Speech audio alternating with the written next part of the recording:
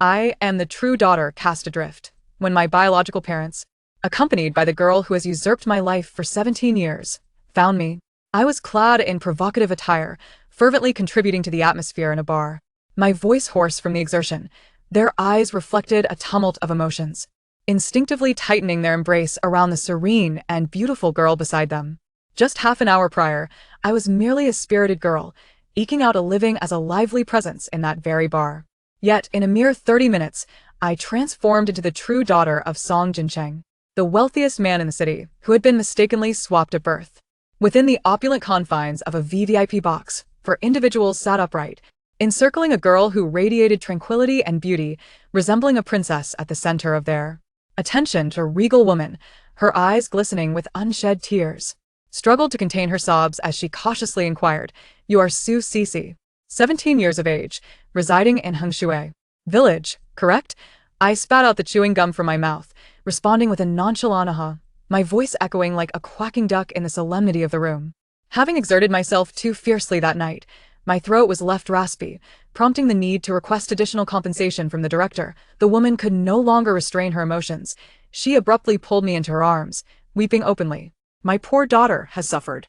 I am your mother, your true mother, and I will never let you go again." A wave of confusion washed over me as I glanced behind her, where a composed, mature man adjusted his glasses, pressing at the corners of his eyes.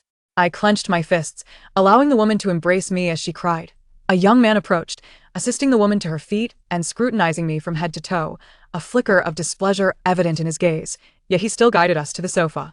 He introduced himself as my elder brother, Song Lanqi, while it was clear that the other man was my affluent father. The girl, surrounded by their adoration, stepped back, covering her mouth and nose as she regarded me warily. I narrowed my eyes, a frown creasing my brow.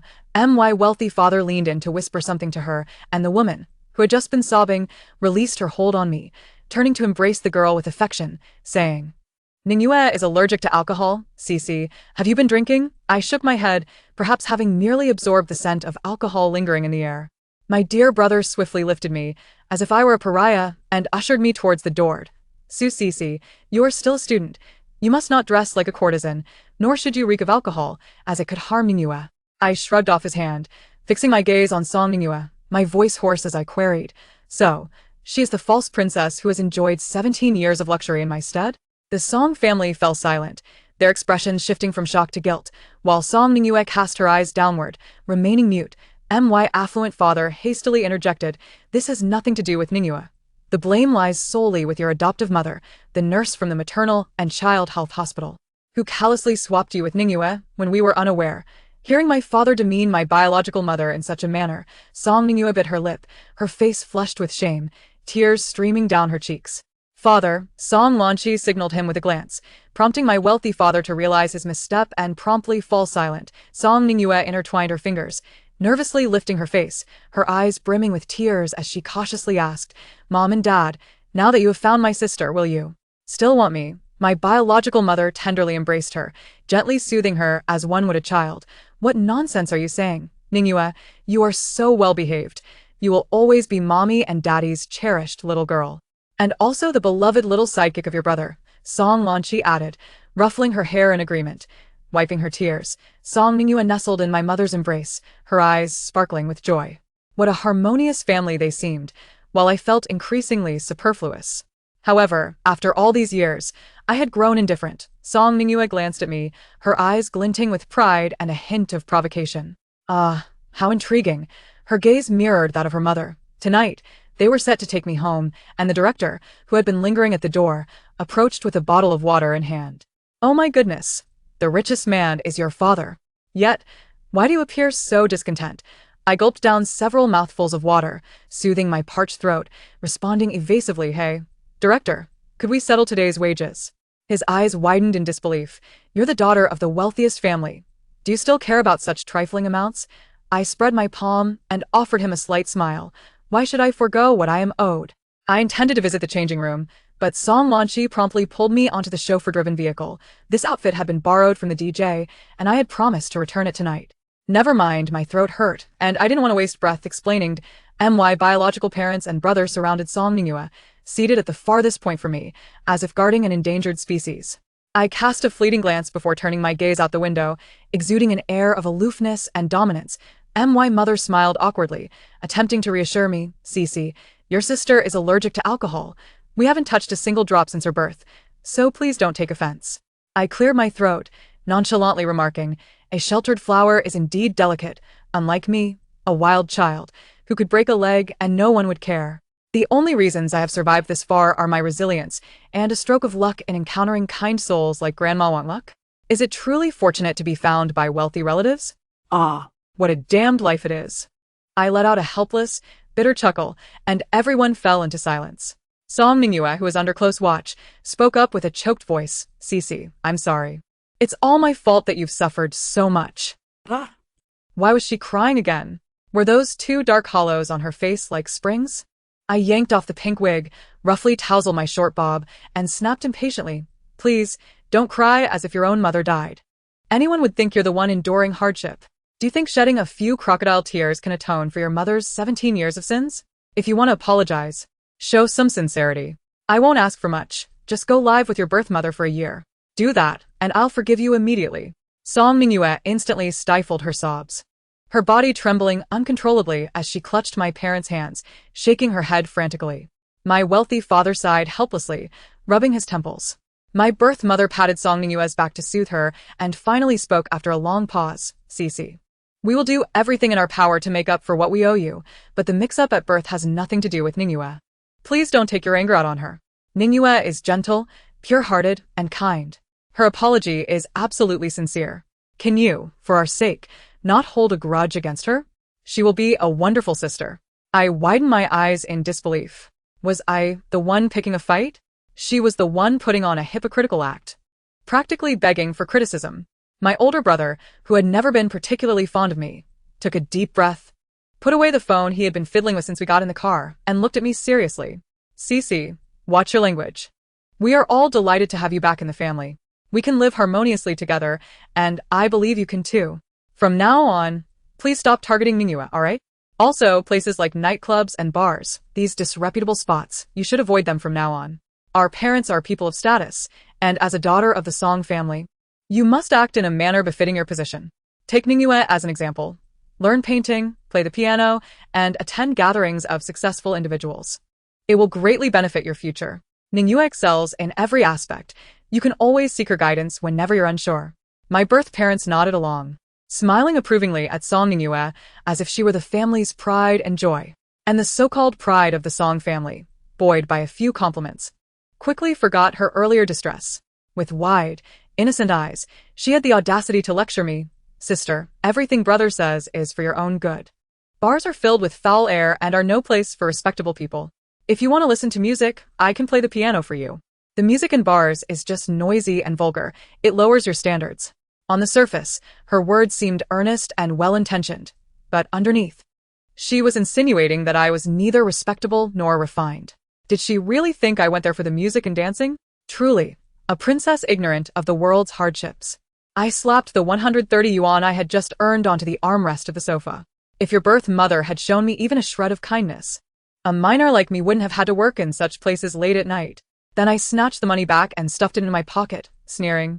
This is my living expenses for the week. If I don't hide it, that madwoman will snatch it away. Song Mingyue turned pale, her haughty demeanor vanished, and everyone fell silent once more. I curled my lips in disdain, as if they were the only ones with a voice. I can endure life's hardships, but I will never swallow unwarranted humiliation, especially not from a sanctimonious usurper who remains blissfully unaware. The Song family, true to their status as the wealthiest, resided in a palatial four-story villa. Yet, to me, it was merely a place to sleep. The housekeeper had prepared my room in advance. Exhausted, I washed up and collapsed into bed, sleeping soundly until dawn. Oh no, I was going to be late for school. I threw on my uniform, grabbed my backpack, flung the door open, and dashed out, leaping down the stairs from the second floor in 2 graceful bounds, startling the housekeeper so much she nearly jumped out of her skin. Cece, come have breakfast. I skidded to a halt, striking a pose reminiscent of the ancient Greek Discobolus statue. The entire family sat neatly around the dining table, their expressions a mix of bewilderment and dismay. Oh. I straightened up, my spirits instantly deflated, and shuffled over. The square table had each of them occupying one side. The flustered housekeeper hurriedly brought over a chair, but seemed unsure where to place it. Song Mingyue, ever considerate and polite, suggested, "Auntie, just put it between Mom and me." My birth mother shot her an appreciative glance, while my wealthy father and Song Lanchi nodded in approval. Song Mingyue then set a plate in front of me, filled with Western-style breakfast items I had never tasted before. "Sister, Mom made all this especially for you. Eat up, you probably don't get to enjoy such things often." I slumped back in my chair, raised my hand and said, "Auntie, could you bring me a pair of chopsticks, please?" "Thank you." Then I turned to Song Mingyue. "Yeah, your birth mother was always glued to the mahjong table, beating and cursing me. I've begged for food, fed pigs, and grown up on the kindness of strangers. It's a miracle I didn't starve to death." Song Mingyue bit her lip, her eyes shooting daggers at me. I noticed that whenever I mentioned her birth mother, she clammed up instantly. How amusing, trying to mock me. "I'll make sure you're thoroughly disgusted." In my birth mother's eyes, I caught a flicker of pity. She handed me a bank card and a new phone, saying, "Cece, this card has 100,000 yuan, your monthly allowance. The phone has all our family's numbers saved for easy contact." I nodded and tucked the card and phone into my backpack. My wealthy father then proceeded to outline 3 matters as if conducting a meeting: changing my name, transferring schools, and hosting a banquet to celebrate my return. The new name they gave me was Song Ningen, wishing me a peaceful, smooth life with a broad-minded and forgiving heart toward others. I agreed to everything except transferring schools. With the college entrance exam imminent, changing schools would significantly disrupt my studies. "Sister, are you afraid you won't keep up in a prestigious school?" "Don't worry. I'm the top student in my grade. I can tutor you," Song Mingyue chimed in. I focused on eating and ignored her. The new home was too far from school, and I had no time to waste on her, though I noted her kind offer. They arranged for a dedicated driver to take me to and from school. Somehow, news of my status as the Song family's daughter spread through the school. My classmates looked at me with starry-eyed admiration. "Cece, you're so lucky. Not only are you smart, but you also have such wealthy parents. Cece, remember your friends when you're rich. Quick, let me copy your homework." "Cece, are you leaving? Will we never see you again?" I helplessly flicked away their eager heads one by one. "Don't worry, I'll be here until the exams. If I leave, it'll be for university. That home isn't as wonderful as you might think." The class bell rang. It was time for the second provincial mock exam. I had to give it my all, more than ever before. This was the moment I took pride in amidst my crumbling life. After school, the driver took me back to my old neighborhood, waiting at a distance. From inside the house came the clattering of mahjong tiles, mixed with the shouts and curses of men and women. Peering through a crack in the window, I saw Su Qin with a cigarette dangling from her mouth, her bloated, sagging face clouded with gloom, her narrow, sinister eyes fixed intently on the table. She exhaled smoke while deftly feeling for tiles, then slammed one down harshly, cursing foully with flying spit that made me nauseous. I turned and went next door to Grandma Wang's house. Widowed young, she had never remarried or had children of her own, treating me as her own granddaughter. When I was little and Su Qin denied me food, Grandma Wang would save half her meager portion for me. I stubbornly refused to accept it, so she had me feed her pigs in exchange. Each time I fed the pigs, I earned a large bowl of plain rice, the happiest moments of my childhood. Later, she took me scavenging for scraps and recycling, teaching me which scrapyards paid 2 cents more per pound. When Su Qin lost at cards, she would take her frustration out on me, hitting me brutally and mercilessly.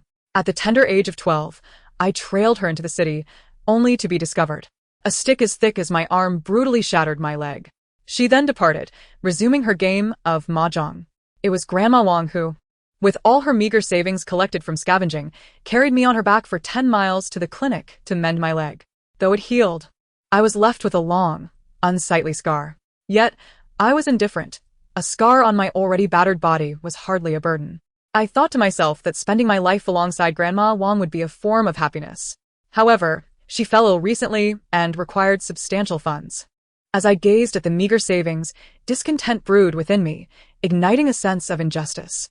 Thus, I struck a deal with a local gang leader, revealing to the Song family that I was their long-lost daughter, mistakenly switched at birth.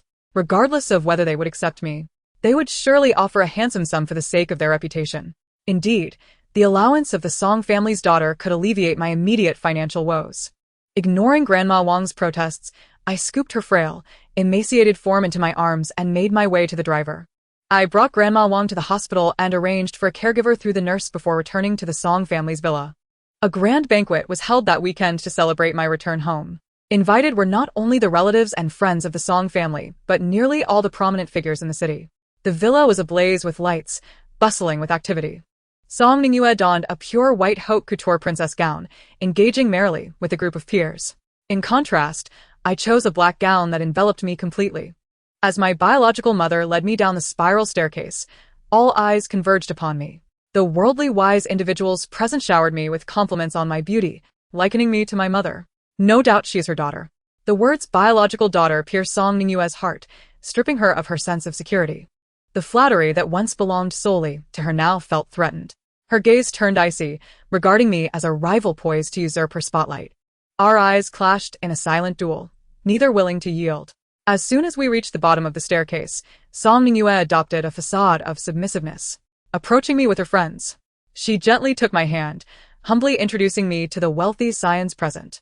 The more she diminished herself, the more disdainful the rich kids looked at me. One girl, resembling a Barbie doll thanks to her enhancements, laughed mockingly. Ningyue, is this your country bumpkin sister? She's covered up so tightly. Is she afraid of getting heat rash?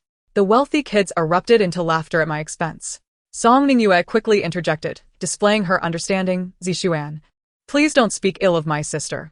It's her first time at such a grand banquet. She doesn't know any better. Oh, I see, she continued.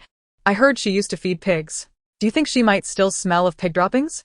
Everyone recoiled from me, laughter erupting once more. I smirked. Well, whatever Zishuan and Hongxian are, it's amusing that you laugh so hard, yet here I am, just a bumpkin from the countryside. The surgically enhanced girl, now flustered, covered her mouth in shock. What's wrong with you? You're so impolite. No wonder you're just a country bumpkin. I scoffed. Your nose is crooked. Her face turned pale with horror as she hurriedly pressed her hand to her nose, checking it in a mirror. Realizing I was teasing her, anger surged through her, and she attempted to confront me. I rolled my shoulders, swayed my head, and cracked my knuckles nonchalantly. I never said your nose is crooked now. It might just be later. The surgically enhanced girl stood frozen in place, too intimidated to move. Song Ningyue timely came to my defense. Please don't mind her. My sister has grown up in the countryside, and is a bit rough around the edges, accustomed to joking around. The girl again clung to Song Ningyue's arm, whining. Ningyue is still so gentle and kind, excelling academically, scoring 685 on the provincial joint examination, ranking first in her grade and 27th in the province. I wonder where your sister ranks in that shabby high school of hers, haha. She even shot me a disdainful glance. I replied with a scoff. Why don't you check the rankings? They are publicly available. One of the wealthy boys dismissed me. I checked the top 100. I didn't see another song. She probably isn't even in the top 500. Song Ningyue, beaming with pride, declared, though my sister's grades aren't great, I promised to tutor her. So, don't mock her. I kindly reminded them. Oh, my original name is Susisi. Why don't you look again? The room fell silent for 2 seconds before a wealthy boy stammered, Susisi, ranked second in the province. Song Ningyue's smile immediately froze. Disbelief washing over her as she snatched the phone from her hand, her breath quickening, eyes widening in shock. I inwardly chuckled at the group of fools with their heads buried in the sand. It took Song Ningyue a while to compose herself, her lips twitching. Oh dear. My sister has been quite the hidden gem, hasn't she? Turning, she produced a gift box in an attempt to change the subject, smiling brightly at me. Sister, this is a gift I personally selected for you. Let us see if you like it. Without a second thought, I knew that the contents of the box were far from affordable and would serve only to humiliate me in such a setting. Thus, I declined to accept it. Aware of Song Ningyue's vulnerabilities and recalling her previous kindness, I fixed my gaze on the gift box and politely suggested, why not give this gift to your biological mother?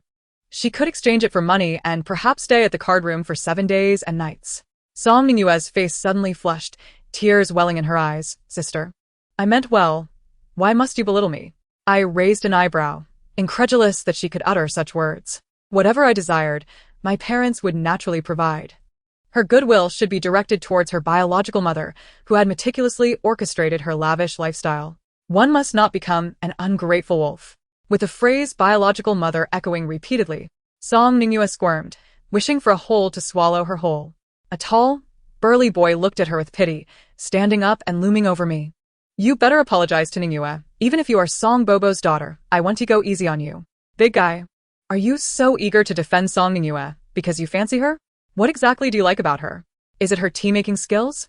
Should I speak to my parents about a match for you too? They would agree to anything I say. Song Ningyue's eyes flared with rage. Song Ningen, enough. What nonsense are you spouting? I shrugged. With that kind of intelligence, you think you can contend with me? I methodically pried his fingers off my sleeve. Unconcerned. See? She doesn't agree. The burly boy, humiliated and furious, pushed me away with such force that the sleeve of my exquisite gown tore away. I staggered back, crashing into a row of tables laden with crystal cups filled with various juices, shattering them into a million pieces. As I collapsed in the center, my gown soaked through. I carelessly tore the long skirt into a mini skirt, revealing the ugly scars I had so carefully concealed. Aside from my face and neck, not a single inch of my body bore unblemished skin. The hall erupted with gasps. How can someone so young bear such terrifying scars? I raised an eyebrow at Song Ningyue, a triumphant smile gracing my lips. My biological mother was the first to break down, tears streaming down her face as she held me tightly. My daughter, how much suffering have you endured? Song Lanqi's eyes reflected a flicker of shock, while my wealthy father's brows knitted together as if he could crush a mosquito. I patted my mother's back and handed her over to Song Lanqi initially. I had no intention of bringing this up, but since the situation had escalated, I decided to use this banquet to request something from my parents. I hoped they would sue Su Qin, for my body bore the evidence of my suffering, and I could recount the origin of each scar. This scar was inflicted by Su Qin with an ashtray after she lost at cards. This large bruise was from when she set her dog on me. The 18 stitches on my leg were from the wooden stick she used to break it. And this one. Many of these distinguished guests and their close acquaintances have heard fragments of my story, yet none truly understand the depth of my ordeal. Gazing upon my horrifying injuries, they cast sympathetic yet accusatory glances towards Song Ningyue standing behind me, their eyes sharp as daggers. How utterly inhuman. What kind of beast could inflict such cruelty upon a child? She is nothing short of a demon, unworthy of being called human, and must face legal retribution. I can hardly bear to look. It's too tragic. I don't know how this young girl endured it all. Wailing. My wealthy father stepped out from the crowd with a guilt-ridden expression. Ningen, please say no more. I obediently fell silent, unwilling to revisit those painful memories. Each recollection feels like being flayed alive, and this will likely be the last time I speak of it. The butler promptly ushered the party guests away, leaving us to discuss the matter behind closed doors. To my astonishment, all three of them unanimously decided not to press charges against Su Qin. My wealthy father spoke first. Ningen, we will compensate you for your suffering, but as for suing Su Qin, let it go.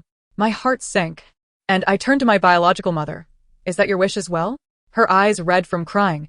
She gritted her teeth and nodded. Ningen, justice will come in due time. Su Qin will pay for her actions, but please don't make things harder for us and Ningyue, alright? Defeated. I slumped onto the sofa and let out a bitter laugh. May I at least know the reason?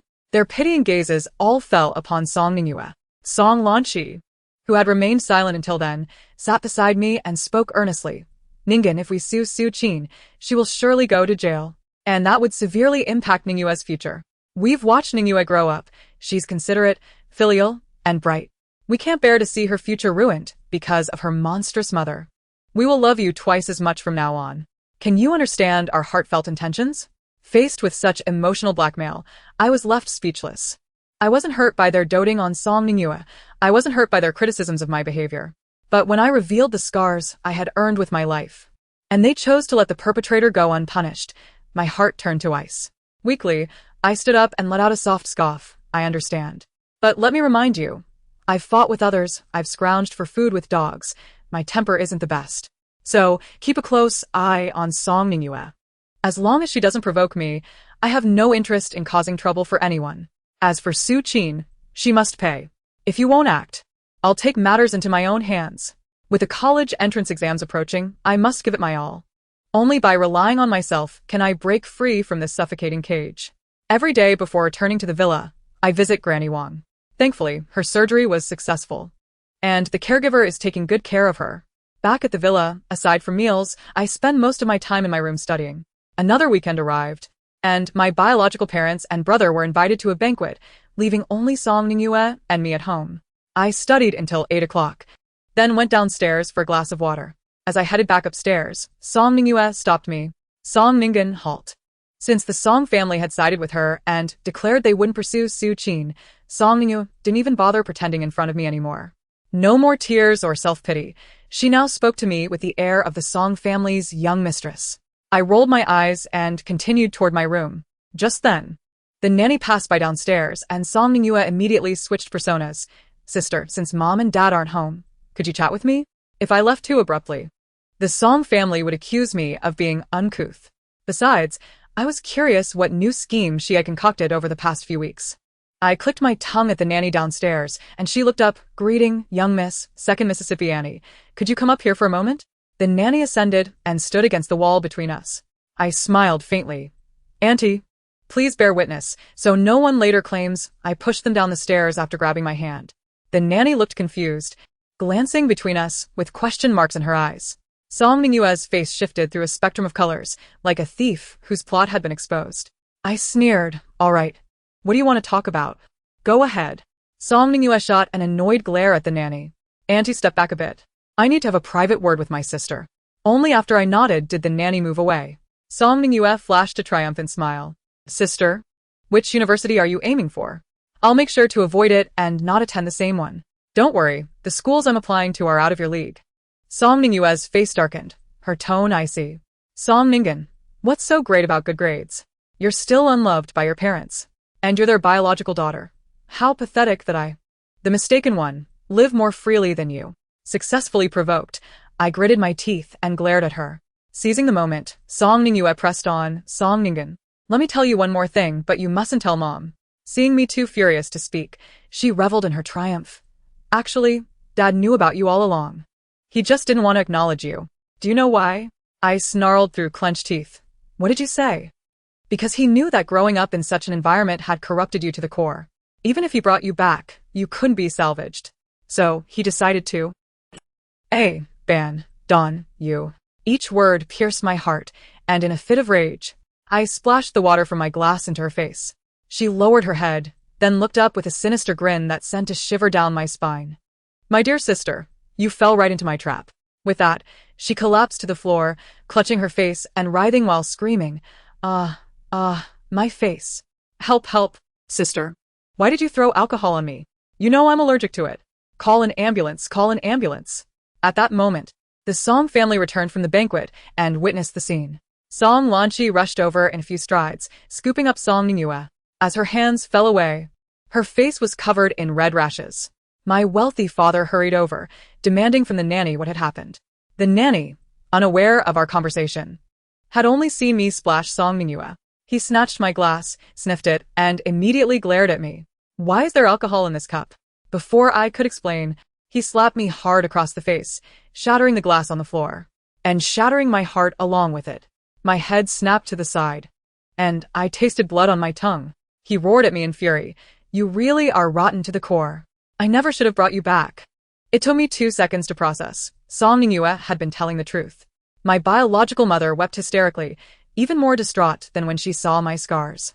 Song Ningen, how could you be so cruel? You've learned none of the upbringing we tried to teach you. Only Su Qin's viciousness? Song Lanchi shot me a venomous glare, as if he wished to stab me, then carried Song Mingyue off to the hospital. The once noisy villa fell into an eerie silence. So, the glass had been tampered with. Watching the farce conclude, I suppressed my anger and smiled silently. Song Mingyue had provoked me precisely to make me splash her, and I had obliged. She must think her scheme was flawless, that she had won another round. Perhaps even that she could expel me from the Song family. But how could she know that it wasn't she who had set the trap? But I who was lying in wait. I had prepared quite the surprise for them. The next day, I went to school as usual.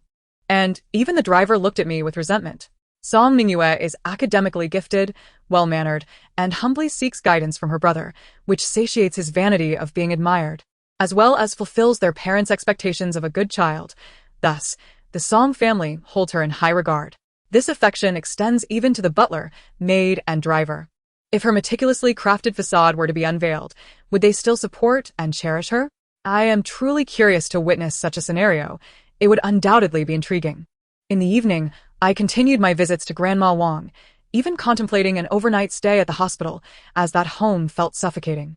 Grandma Wang remained oblivious to the turmoil, only aware that I had reclaimed my affluent parents and could now live a stable life. Upon hearing this, tears of joy escaped her eyes as she exclaimed, "Ah, Xingyang, I am so happy for you. No more suffering." I grasped her hand gently and promised, "Grandma, once I am admitted to university, I will take you away from here and provide for you." Grandma Wang beamed with delight, urging me to return home. Upon my return to the villa, the Song family sat in the living room with grave expressions, evidently awaiting my arrival. My wealthy father, upon seeing me, solemnly instructed the butler, "Proceed with the family discipline." The butler respectfully presented a short whip of deep reddish-brown leather. I felt momentary shock as Song Lanqi forced me to kneel. My father's expression was stern. "Song Ningen, do you comprehend your mistakes?" I protested silently. I had done nothing wrong, yet they were ready to punish me without discernment, akin to the beast that is Su Qin. "Strike." The butler expressed his apologies before delivering a lash across my back. I bit down hard, stifling a groan, as the searing pain felt as if it would split me open. After a few moments, I steadied my breath and straightened my back. I had committed no wrongdoing. The drink I had thrown was merely water. Why then was there alcohol? That was a question for Song Ningyue. My biological mother knelt beside me, weeping. "Ningen, why not just soften your stance before your father and apologize to Ningyue? Let this incident pass, shall we?" I reiterated my innocence. "Continue the punishment." The strikes continued, and I clenched my teeth, suppressing any sound, but the fiery pain overwhelmed me, and I collapsed to the ground, gasping for breath, murmuring, "Is this what you mean by doubling the love for me?" My affluent father crouched before me, his eyes cold and indifferent. "When you decide to apologize to Ningyue, then you may return to your studies. Fortunately, Ningyue has emerged from danger unharmed, or else I would have taken drastic measures against you." With that, he turned away without a backward glance. Song Lanqi, too, showed no desire to spare me a glance, following his father upstairs to Song Ningyue's room.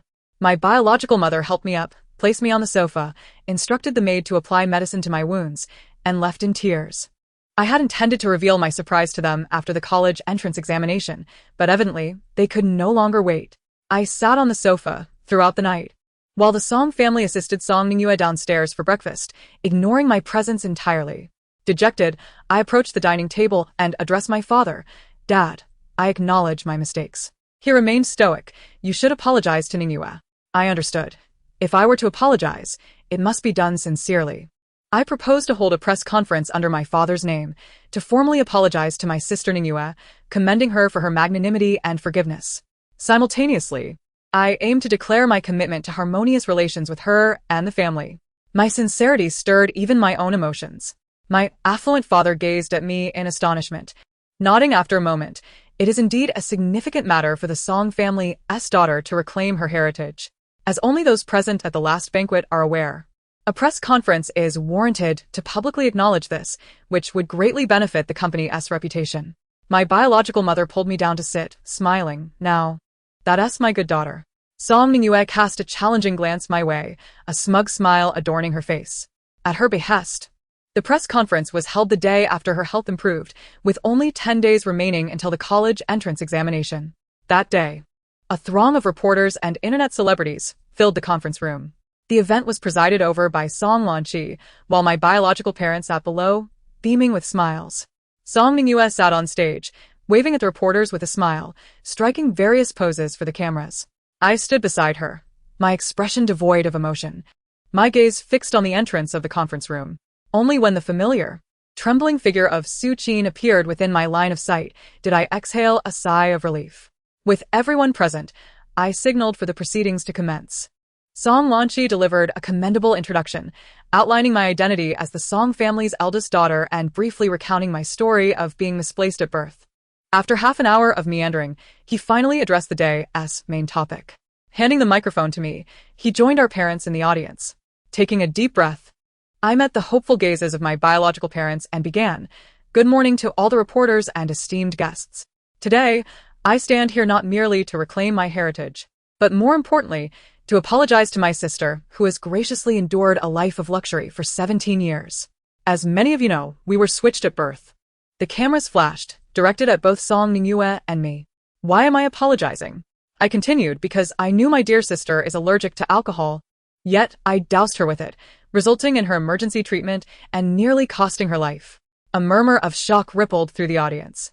My father had already administered punishment upon me, and the expression on my affluent father's face shifted dramatically. He was not devoid of love for me, but rather could not bear to see his replacement sister suffer even the slightest grievance. An awkward silence enveloped the room. "Just kidding," I exclaimed, and the atmosphere lightened. My father simply doesn't love me enough. The faces of the Song family grew increasingly somber. A palpable tension filled the room. Returning to the subject at hand, I requested 10 seconds to gather my courage. From the corner of the stage, I produced a bottle of white liquor I had prepared earlier, twisted off the cap, and ascended the stage, a sip for fortitude, as this is my first time doing such a thing. I took a hearty gulp. Ah, the expressions of the Song family transformed. Standing before Song Ningyue, I earnestly stated, "Song Ningyue, it was wrong of me to douse you with watered-down alcohol last time. And thus I apologize. I am sorry." Song Ningyue raised her chin, poised to accept the submission of a perceived weakling, ready to respond. However, I interrupted her. "But this time, I have prepared pure liquor, without a drop of water. Let us see how you fare." With that, I disregarded the vehement shouts from the Song family and, with a swift motion, poured the entire bottle of liquor over Song Ningyue's head. Ah! The conference room erupted with her screams. "Quick, call an ambulance!" My affluent father shouted, disregarding all decorum. The chaos ensued as the Song family rallied the crowd, creating a frenzy. I observed their pandemonium, laughing heartily, while my calm voice echoed through the microphone. "Dad, you've been deceived by Su Qin. Look, your precious daughter is perfectly fine." Song Ningyue sat frozen in her seat, stunned, as the expected allergic reaction failed to manifest. The Song family stared at her in disbelief, exchanging glances that seemed to stretch on indefinitely, as if time itself had halted. Fearing they might not comprehend, I elaborated, "Song Ningyue is not allergic to alcohol. The incident where I supposedly drenched her in alcohol leading to her near demise was entirely a self-scripted scheme to frame me, with her own existence as undeniable evidence." She found herself at a loss for words. The audience erupted in astonished murmurs. No one anticipated that such a young girl could harbor such malice, willing to endanger herself to ensnare another. How terrifying it is that such a person might enter society, a volatile bomb waiting to explode. I had once thought the Song family's morals were commendable, yet they have fostered such a sinister being. Faced with the barrage of accusations, the Song family was stripped of their dignity. This was likely their most humiliating moment.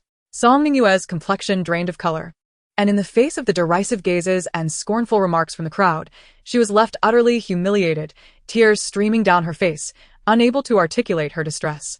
Song Lanqi struggled to question, "Ningyue, did you truly conspire against Ningen?" Why?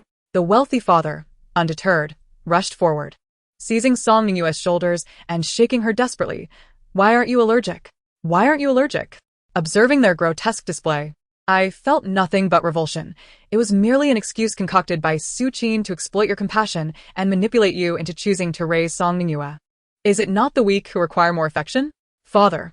The affluent man's gaze oscillated between me and Song Ningyue, and suddenly, in a fit of madness, he bellowed, "Liars. All of you are liars." Song Ningyue trembled, weeping softly. "No, that's not true. It's not like that." My biological mother finally sensed something amiss. Her eyes filled with panic as she looked at me. "Ninghan, what do you mean?" "Song Jincheng, you've seen Su Qin again, haven't you?" Speak. I began to feel a twinge of sympathy for my biological mother. "My dear mother, Song Ningyue is indeed the daughter of father and Su Qin, is she not?" "Su Qin?" Following my gaze, everyone turned to look at Su Qin, who stood at the doorway, her countenance haggard and swollen, her eyes brimming with malice. "You framed my daughter. I'll make you pay, you little wretch." Su Qin spat through gritted teeth, seizing a chair and charging at me. She still thought she could reign supreme in her own domain. Before she could approach, the security personnel had already subdued her. "You little vixen, you deliberately lured me here. You've harmed Ningyue. May you suffer a fate worse than death." Everyone was taken aback by this explosive revelation, momentarily stunned. Then turned their cameras toward the affluent father and Su Qin, urging them to speak on the matter. Always composed, the wealthy father lost his decorum today, aggressively shoving reporters and shouting for them to leave. My elegantly poised biological mother abandoned all pretense, frantically beating and tearing at the affluent father. Song Lanqi, usually the picture of a gentleman, violently threw Song Ningyue to the ground, the scene devolving into chaos. The taste of misplaced affection, the sting of betrayal and mockery, the burden of guilt and regret. None of it is pleasant, is it? I regarded each of them with equal contempt. Seeing that the two principal parties were unable to elucidate the situation, the reporters turned their attention to me. Seizing the opportunity while they were entangled in their turmoil, I began to regale the journalists with a tale. Ever since I could remember, Su Qin would venture into the city each year, returning only to mete out a brutal beating, forbidding me from calling her mother. I never understood why. But now I realize she must have been envious and resentful of the bond between her daughter, Song Ningyue, and my biological mother. At 12, I followed her to the city and witnessed her tenderly smiling at a little girl.